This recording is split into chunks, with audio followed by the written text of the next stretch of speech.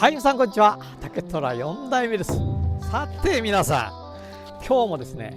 鈴竹市場かごが届きました。修理のために届いたかごなんですが、結構大きなサイズですね。鈴竹市場かごはね、荷物をたっぷり入れて持ち運べる、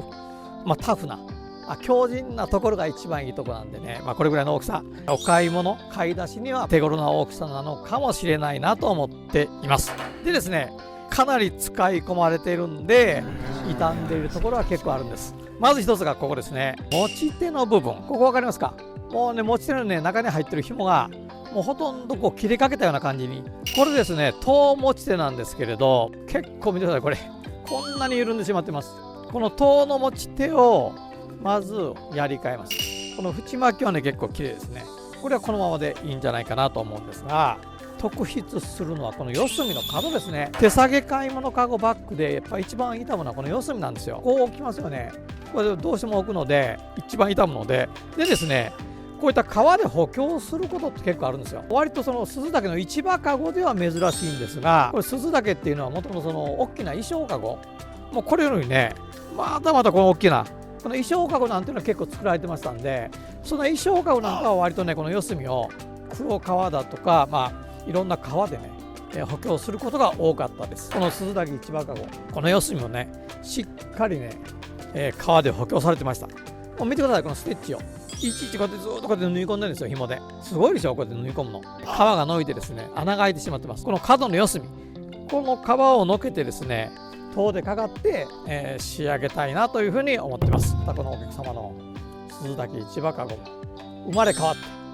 また新しい命を授かったような形でですね、綺麗にまた新品同様に10年20年とお使いいただけるんじゃないかなというふうに思ってます。ぜひですね、お客様お楽しみにお待ちいただきたいなというふうに思ってますよ。新たに2つの市場かごも修理しました。もう一つ同じ鈴竹市場かごなんですが、この持ち手の部分、しっかりと新しいビニール持ち手、取り付けて補強させていただきました。内巻きの遠巻き部分には痛みがなかったんでそのままなんですけれども、こちらのかごは四隅の角がですね、ちょっと痛めかけてましたんで、1箇所2箇所3箇所4箇所と、もう籐でね、しっかりとかかってます。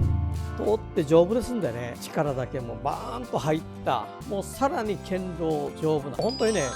これから一体どこが傷むんだろうというようなかごになってます。こちらですね、修理で竹虎の方に戻ってきておりました。この持ち手部分ですね、やっぱりその本体編み、それともこの籐の部分は非常に堅牢に作ってるんでね、なかなかその傷むことないんですが、やはりその持ち手がね、どうしても重たい荷物を毎日こう持ち運ぶ、そういったことで負荷がかかってしまって、この紐の部分がちょっと傷んでしまうことがあるのでね、今回この紐の部分をやり替えさせていただきました。力だけもしっかり入った鈴竹市場かごです。こういう風に修理したらね、また5年10年20年あるいは30年長くお使いいただけるんじゃないかなと思いますので、ぜひですね、大事にお使いいただきたいなと思ってます。使ってるうちにね、今でももうこれツルツルにね、いい感じになってきてるんですけど、この鈴竹の色合いがさらに深まって飴色になってですね、もう言われない美しさになっています。近日お客様のお手元にはお送りさせていただきたいと思ってますので、どちらの鈴竹のお客様も末永くお使いいただきたいなというふうに思ってます。ノーバンブの最後まで動画をご覧いただいてありがとうございます。グッドボタン、チャンネル登録よろしくお願いいたします。